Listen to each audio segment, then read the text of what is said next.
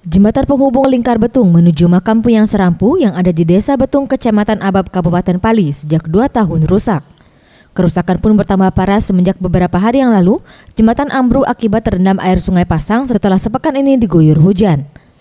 Oleh sebab itu, setelah mengalami ambruk, warga sementara ini membuat jembatan sementara yang terletak di samping jembatan ambruk tersebut dengan menggunakan tiang kayu dan beralas papan cor.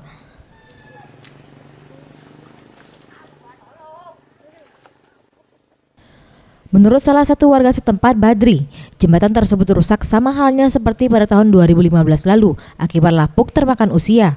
Dan ini merupakan kali kedua ambruk akibat terendam air sungai yang sangat deras dari luapan air hujan.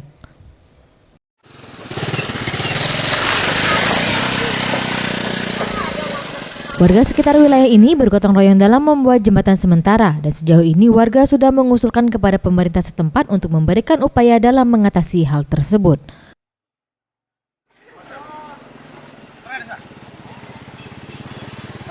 Buruk. Jadi kita bangun ini, masyarakat bangun ini? Ya masyarakat swadaya ini. Kuat tak kira-kira Pak, yang baru ini Pak? Insya Allah kuat dah. Tapi kalau kita khawatir tetap ya? Tak khawatir lah. Harapan itu pemerintah? Tak bangun nih. Kita bangun nih Pak ya? Ya sampai seberang situ. Ini Waris Simbolon, Sriwijaya TV.